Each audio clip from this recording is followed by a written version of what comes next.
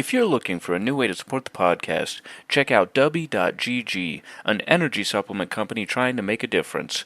There you can use code SIDEMISSION for 10% off your order. Thank you to Dubby for sponsoring this episode, and we hope you enjoy.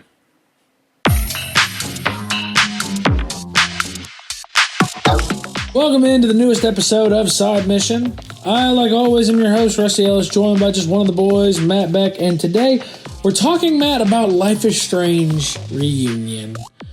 And I'm just going to come right out and say it. I don't like this game. I know that you have a lot to say about it. I know you've been a lot, we'll say, nicer to the game than I have been.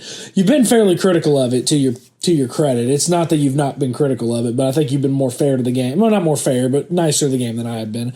I don't know. This game feels like wrong in so many aspects. The only thing that I think feels right is like Max and Chloe being together. But to me, that is not enough to save this game. Yeah, I mean, I'll say coming off from Double Exposure, which came out, 2 years ago? Less than 2 years. It came out fall of 2024. I feel like... late fall, too. It came out late... Yeah. I think it came out late... No, not late fall, but late September. Yeah, I feel like as this game is the direct sequel to Double Exposure, that if you played that and you beat that and you know how exactly, how many plot setups that they made at the end of Double Exposure, such as Safi basically going off to recruit other people with powers. Or looking for other people with powers, yeah. Diamond herself. There's that whole post-credit scene of Diamond having the nosebleeds, and that's been very synonymous with, okay, there's some powers here. Yeah. There's something that she's got. And ending it with Max having a meeting of a conversation with the closest people that you came to become friends with at Caledon, such as Van Amanda. I mean, Gwen is there. Moses. I think Diamond and Reggie both can end up there. Yeah. I think Loretta can also end up there. Basically, Max telling them, I have powers. Something is coming. Yes. They're setting up this big storyline to come into what would have been a sequel to Double Exposure. And in the beginning of Reunion, it's they just kind of drop all of it off. There's no follow-up to any of the plots that they set up. So that to me was the most disappointing. And I'll say Max in this game definitely is not the same Max from Double Exposure. It's like they kind of reverted whatever character development they gave her in Double Exposure because of all the events that occurred in the first game between her and Chloe and Arcadia Bay and all, Just not having your phone silenced, that's cool. But I think that you're right. I think you're right in the sense that I've described this game a couple different ways. One, just without going too in depth, I don't like the retconning of essentially every major plot line you tried to set up with Double Exposure. And I do want to give Deck 9 a little bit of credit. I do think the whole fire at Caledon, I do think storyline-wise that is what they were setting up for. Yeah. I do get the sense they were setting up for that and that it was going to be this tale. I get the sense that Chloe being brought back was not just solely to appease fans. I feel like they made it very clear at the end of Double Exposure that the two timelines had been merged. The timeline where Safi was killed and the timeline where she is still alive. Those were merged, hence how Safi is alive in this game.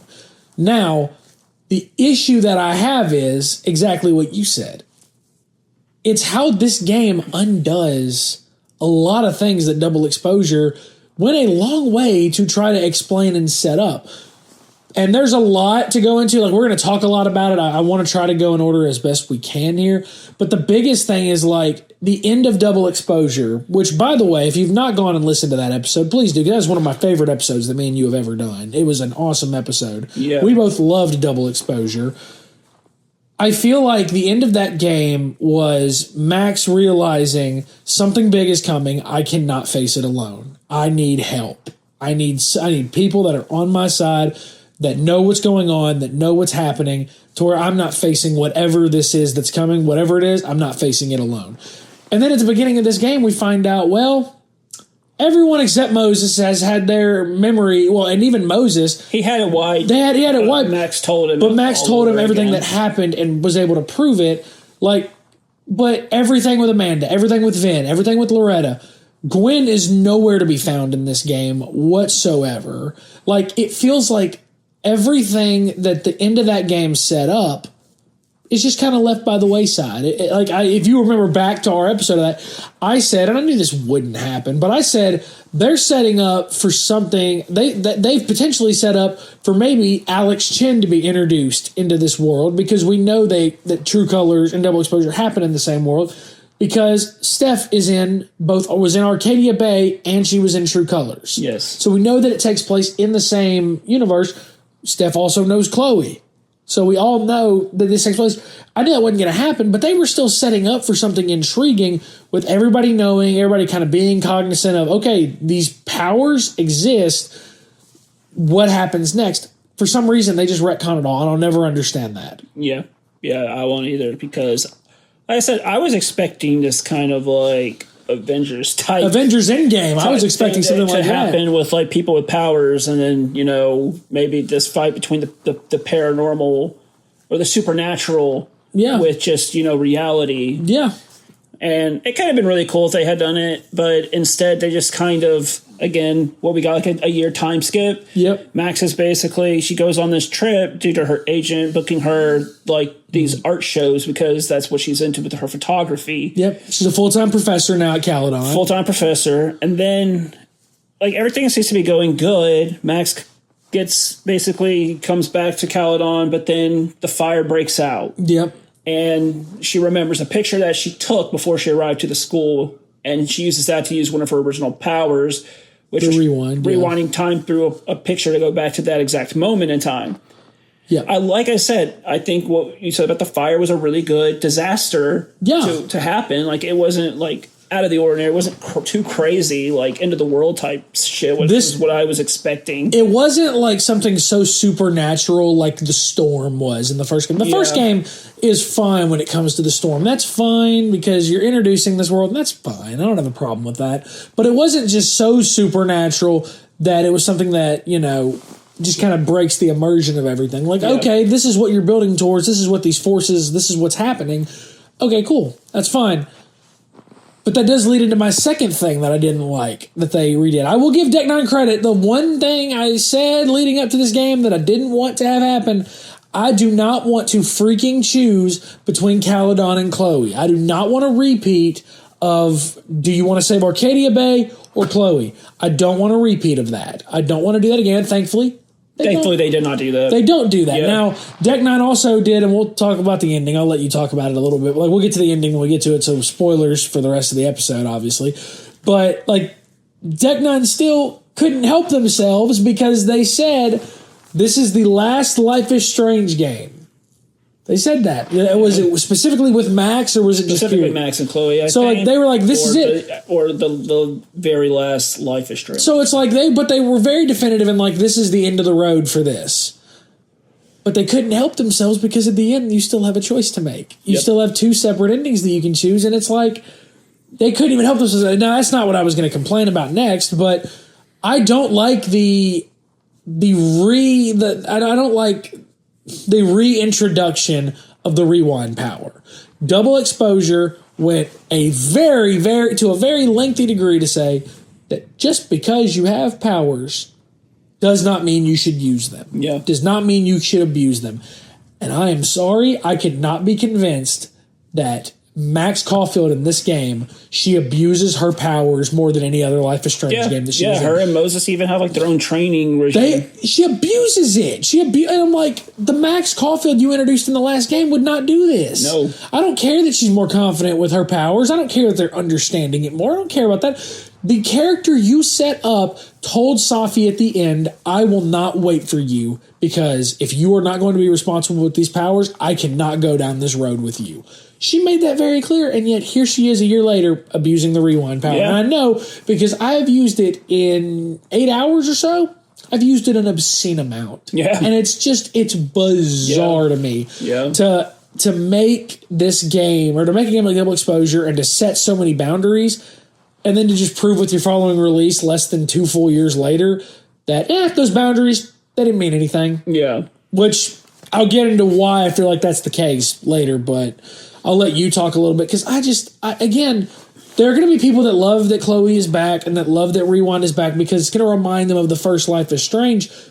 To me, that is not good enough. You created a really interesting world with double exposure.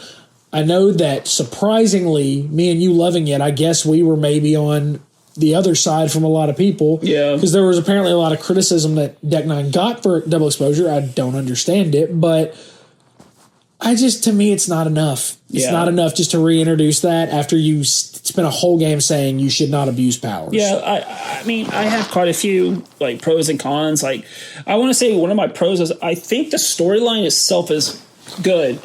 Like, I will give it that. I think what they did do, not what they didn't do. I'm not gonna look at the drop storylines and everything. I'm gonna look at it for what it is, and I like what they did with obviously Yasmin was removed from being the president of Caledon. Somehow she's on the board of directors. Which doesn't make any sense. Like, I get it's a video game, but in the real world, if somebody gets removed as the head of school, and I could probably talk to my dad because he's worked in similar roles. Yeah. If somebody gets removed from the head of school, they're not getting put on the board of directors for that university. That is not happening. So now we got this new president. His name is Owen, and he wants to basically do Caledon 2.0. And he basically is like wanting to remove the Fab. Yeah, the Fine Arts Building. Fine Arts Building.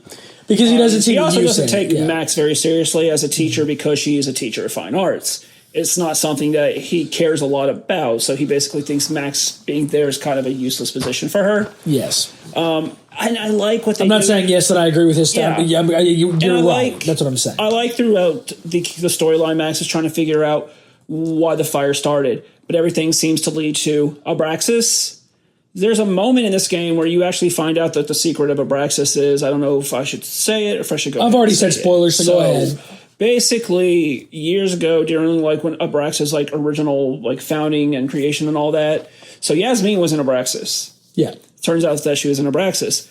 So this one dude, like they basically kind of do this initiation for new members. Yep.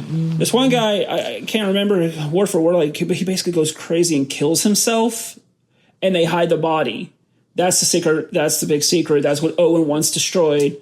That's what Yasmin. Well, let me just say that's what Yasmin wanted destroyed. She's behind the whole entire thing. Yeah. So she's not a good person. No. Which, to be fair, we knew that Yasmin was a very, very, very.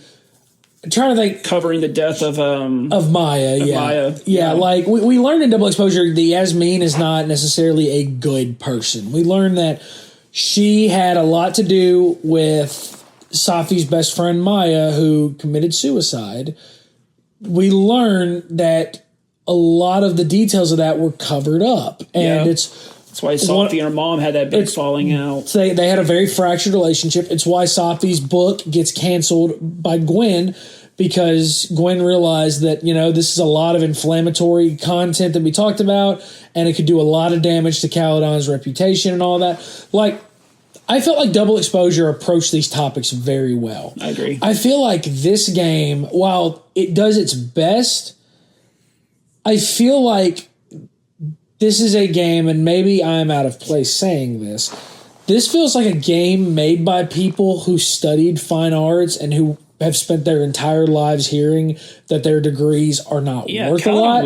And that like they introduced this character Owen, and it's like he is just this most obvious villain that, he doesn't place any importance on the fine arts. He loves Moses because Moses is in more of a scientific field, and that it's more of a, like, he's into more of the practical fields where it's he's like, a lot like this game's Lucas. Like he wants to make Caledon more similar to like MIT. He wants it to be similar to an MIT, to a Caltech, something like that is more technological based, that is actually what some people would say, preparing students and, molding students and people into someone that can actually help the world instead of the fine arts being quote unquote useless. Now listen, if you're studying the fine arts, I am not going to be critical of that, but a fair question has always been asked, what is the use of those degrees? That is what Owen is representing. He is representing the people that say, what is the use of this? Yeah. And in that regard, the problem that I think with how Deck 9 wrote him is there's no layer to him. There's no real layers. There's no real backstory. There's no real explanation of why he is like this or why he questions this, why he doesn't care about them. It's just kind of, yep, here's this grifter that only cares about technology and only cares about the practical, quote-unquote practical stuff, and not the fine arts. And I'm like, okay, Yasmin's a damaged character, though. I at least understood her motives. Yeah. Understood why. It's one of those where what she did was not good. It was not right objectively. But I can see why she did what she did. I can understand it. You were trying to save the reputation of the school because ultimately it is your career. Yeah. I understand that because that is a no-win position for her. Owen is just some jackass who comes in and is like, the fine arts don't matter. Yeah, exactly. Which, again, if there's anyone listening to this that has a fine arts degree and you're using it for a career, please reach out to me. I would love to hear more about what you're doing. But I know an equal or greater amount of people that have those degrees who are not working in those fields. They're not using those degrees. Owen, to an extent, is objectively correct. And the game goes out of its way to make him the villain. Yeah. And when you learn the secret of Abraxas and all that, you're like, yeah, this probably does need to be torched. Yeah. This probably does never need to see the light of day. I mean, what good does this do? I don't know. Either way, I'm not advocating for one or the other, but it feels like someone said it really well. This game was made by somebody who were either rejected or failed at photography. And it was written very clearly as such. I'm sorry. Jeanette, one of Max's students in the game, which I will say one thing I did like, I like that we see Max teaching. Yes. I like that we see that. Yes. Now, her methods, having a student that is not good at photography that then wants to go to grad school, yeah, and you're telling them they should do it, I don't know about that. That's not great advice. I don't think that's great advice, but I don't know. Like, can I get into the real meat of what I don't like about this game? Yeah, what is that? I told you I wasn't going to tell you what I had to say about this until we got on the here. episode. Yeah, this is Damage Control, the video game. This is Damage Control, the video game. Rise of Skywalker levels of trying to damage control because a lot of Star Wars fans did not like Last Jedi. A lot of Life is Strange fans did not like Double Exposure. Yes, they basically will drop everything that the plots originally set up for a sequel.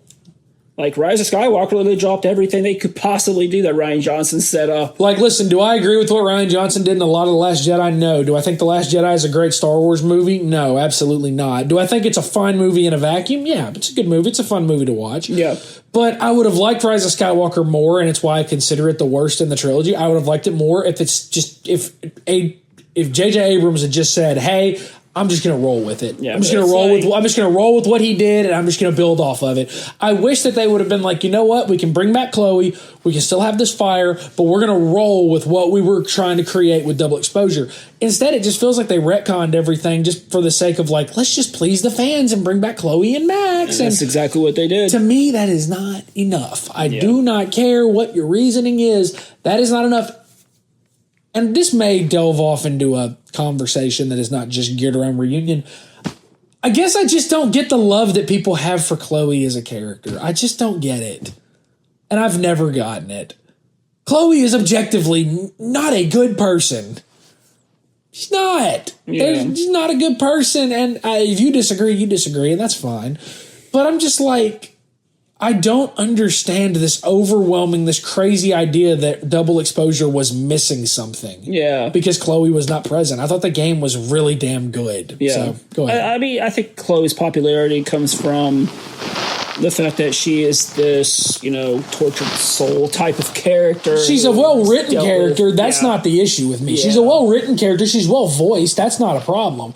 The problem for me is it's just like, it's like I get it. It's very similar, I guess, to like people love Joel from The Last of Us. Joel is objectively not a good person. Yeah. Objectively not a good human being. And maybe that's how people see Chloe. I guess I just don't see that. Yeah.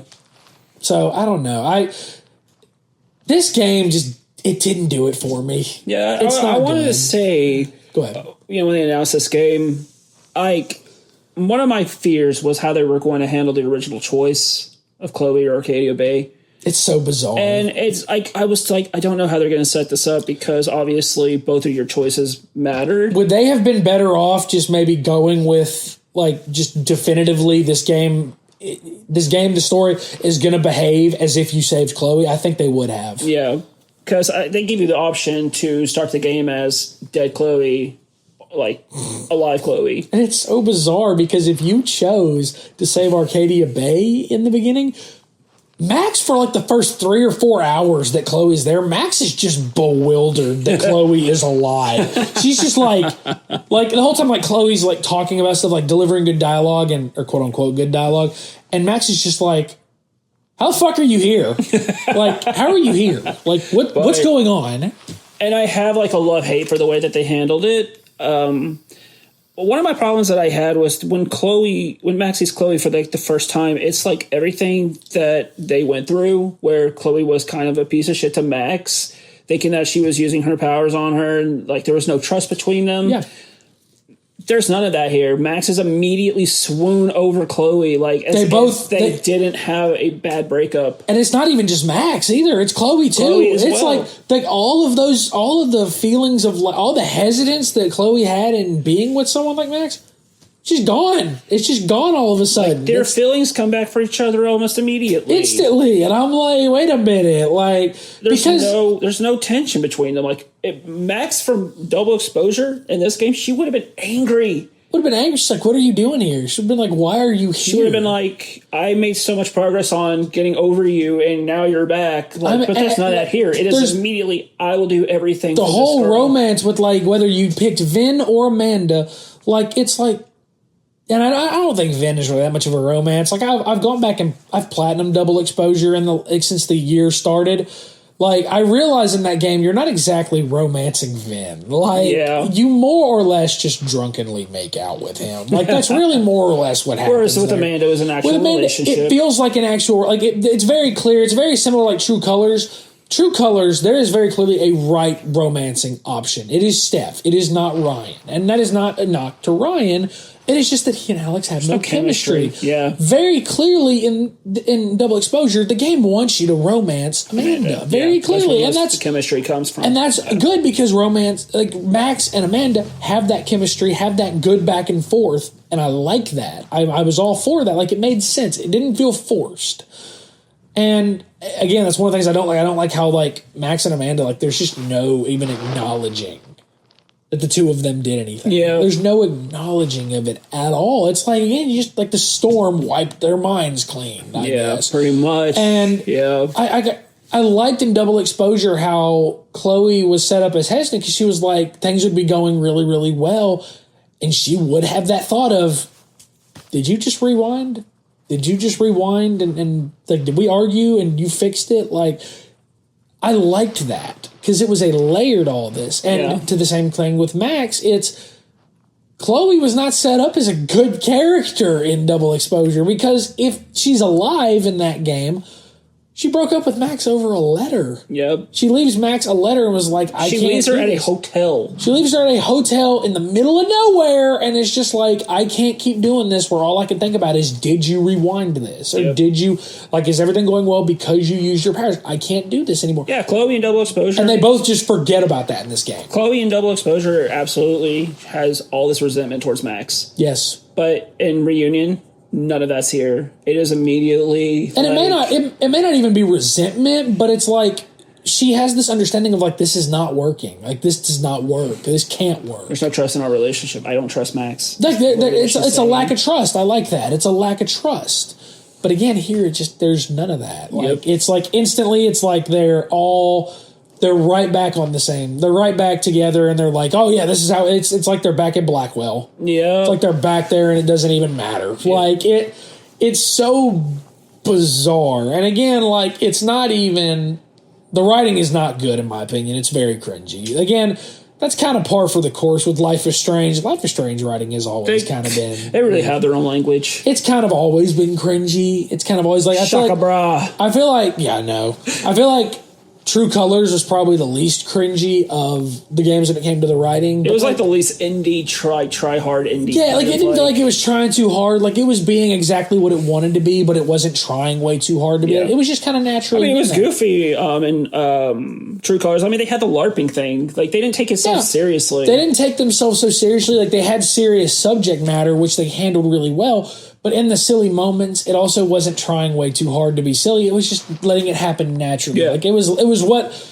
what the name of the game is, life being strange. It was what it is that life, there are very serious moments, there are very dark times in life, but there are also times of light. There are times of levity. There are times where you're able to laugh and smile and be okay. That game handled that very naturally. Here it feels very forced. It feels very like the darkness feels very forced. The life was very forced. I don't know. Like it was Life is Strange by name. It was Life is Strange by name, but man, it feels like a shell of itself when you compare it to other games in the franchise. Yeah. I didn't like that. I guess I also I mentioned it earlier. I don't like that a character like Gwen is just left by the way. It's just Gwen is kind of just benched in this game. Yeah, she just shoots you a text message at the end though. That's it, and it's all her. That's all we. But you left Lucas Comanero in the game. Yeah, I was kind of confused as to why he was still here. I was like, this is garbage. I mean, they literally exposed him for stealing Maya's story. And Lucas is another character, and I will give them credit again compared to Owen, who is just very they want you to hate Owen. Lucas was well done. You're Lucas, you're wanting to hate him, but then you hear his backstory, and you're like, you know, I kind of feel bad for this guy a little bit. He was a failed writer, and yes, he got famous off of stealing ideas, but he was a failed writer. And he was dealing with an ex-wife that was lying to his son and was trying to keep, his son from him. You find out obviously that Safi had a hand in that as well. But everything was working against him so much that he felt he had no choice but to do this. Now again, does not make what he did right. He's still an asshole for that. Yeah. But at a certain point, again, it's one of those where Yasmin, you're a bad person. Lucas, you're a bad person. But I understand that you felt you had no choice. I understand that. I want to point this out as one of my last negatives. This game does not treat the cast from Caledon from Double Exposure well. Doesn't treat them with any respect. They don't get a lot of let's just say it. Double Exposure, they introduce new characters such as Amanda, or Owen or Reggie, not Owen, or Reggie or Lucas. And there's so much of this backstory that they build up for these characters because, they want us to like them. I ended up liking Caledon. I ended up liking Van in all of them. My hot take has been I connected so much better with Caledon than I ever did with Black. Yeah, and in Reunion, none of those characters have that depth, that personality, that depth, that I don't really care about them. They're very shallow. Even Moses was affected as well. And I think it's time to get out of the opinion-based stuff and get into the really factual stuff as well. This game's budget very clearly was whatever. It was left over. It was after Double Exposure. Deck Nine said, "All right, your budget for this is whatever's left," and it shows, dude. Animations are bad. It's here's all the money we made from Double Exposure. It's not much, so get me a sequel. Yeah, and the thing is, I did have that thought when the game was announced. I had that thought of this game was coming out less than 2 years after the last game. I don't know about this because True Colors was that 2021 or was that 2020? 2021. So, you had 3 almost, and that came out pretty early in the fall. So you had 3 full years to get Double Exposure. This game didn't even have 2 full years. Yeah. And I feel like it shows. Owen is one of the biggest examples of this because his animations, his lip syncing to his lines, it's not disappointing. It's bad. Its background characters are so stiff. Yes. You hear repeated voice lines. Chloe's facial animations bother me sometimes. Max constantly makes his face where she looks like she's holding in just a gigantic shit. She looks like she's about to dookie her pants the entire time. It is so awkward when they smile. What is this episode turning into? I don't know. It is just so strange when there are going to be people that hear this episode that are going to be like, man, I either hated it because you politicized it or I hate it because you talked about dookie in their drawers, their drawers. During scenes where it transitions from one view to another, characters will just randomly glitch in and be gone, or then they'll show up back up again. The pop-in's excessive too. When you activate a cutscene, characters that are off in the background are just gone. They just disappear. Sometimes they're just not there. How about like the repeated voice lines you hear, like as if they just didn't have time in the booth to get any other voice lines? There's a scene very early in this game where you're having to like go through like files in the quad of like different characters to try to figure out if Safi is playing one of them. Yeah, which I'll get into how they just absolutely botched one of the best characters they've ever introduced in these games in Safi in a minute, but. I know this episode's a little bit longer, but for example, you do this and there's Owen has got his file and Max thinks Safi might be portraying herself as Owen. Well, there's this character, this background character that is kind of off into the back from Abraxas that's just like, down with Dr. Keller. We're talking about the protester? Yes! He's just saying the same line over and over. Down with President Keller, justice for Abraxas, or something like that. And he waits 10 seconds. Down with President Keller, justice for Abraxas. It's like, he just repeats the same line over and over. I'm like, y'all couldn't have like done like 3 or 4 more different voice lines. You really just had to get that. It's the same voice, it's the same speed, it's the same tone, it's everything. It's just the same line repeated over and over. Yeah, there's a lot of cut corners. It's like they just hit like the loop button and they were like, all right, loop it back. Do it again. Yeah. And it's also it's things like that. It's the introduction of a character like Jeanette, who I'm just like, why do we care about her? She was introduced. There's no time. There's no time to give her development. No time at all. This is not a long game. This game also would have benefited from the chapter setup. Instead of it just being one continuous game, would have benefited from that as well. Not necessarily the episodic nature of it, but the chapter setup, such as like what True Colors had, what Double Exposure had, it would have benefited from that, I think. It would have benefited from that greatly. Because I just kind of, at some point, I'm like, man, how far into this game am I? I feel like things aren't progressing fast enough, and then I feel like randomly there's a bunch of progression, like in one scene.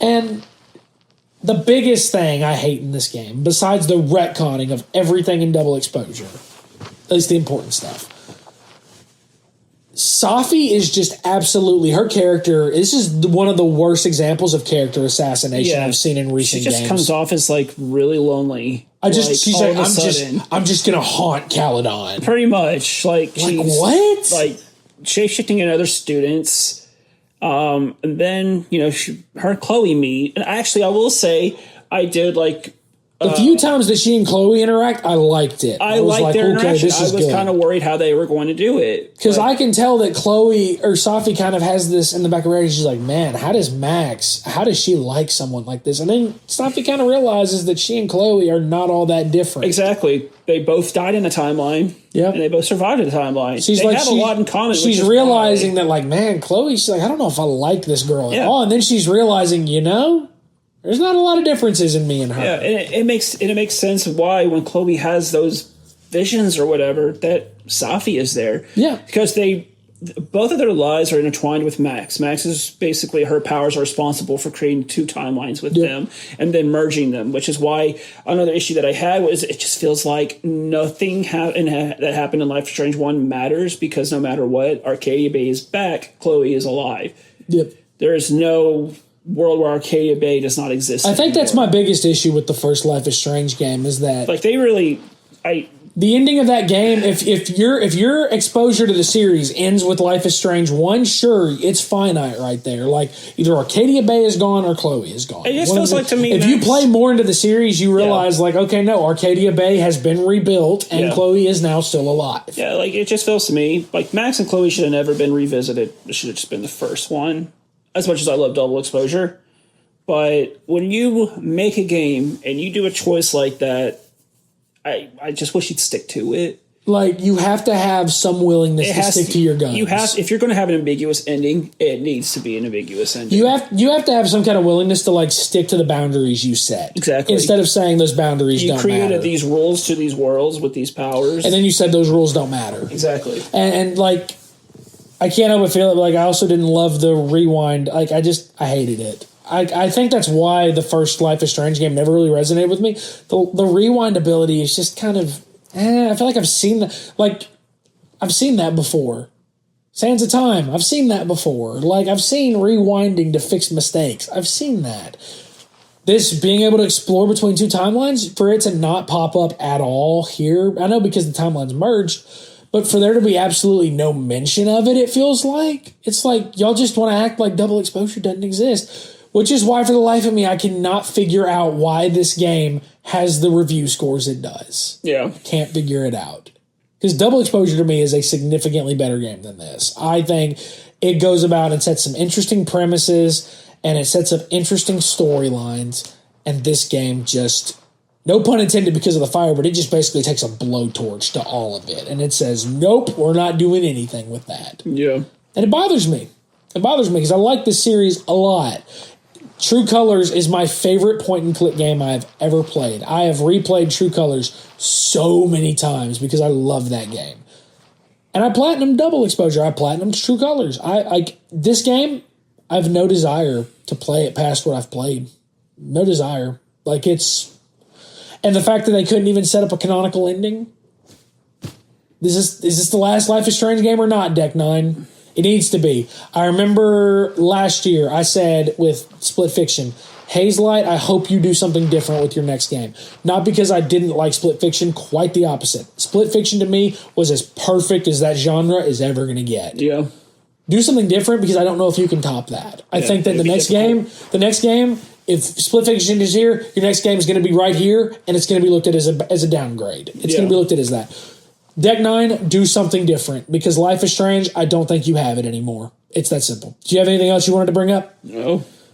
You're tired of talking about this game, aren't you? How long are we on now? 35 and a half minutes, almost 36 minutes. Yeah, I mean, Reunion, I wanted to love it so much, but I should have known that it was a red flag when the game came out and there were no reviews out. I should have known it was a red flag at that point because that doesn't happen unless the developers are weary of something, of bad reviews coming out, which... Maybe they didn't have to worry about it at all because Metacritic, based on that, people like it. I don't understand how, but them's the breaks sometimes. So that's going to do it for this episode of Side Mission. You can follow us on Twitter at Side Mission Pod. You can follow us on Facebook as well at Side Mission Podcast. For Matt, I'm Rusty. Thanks for listening.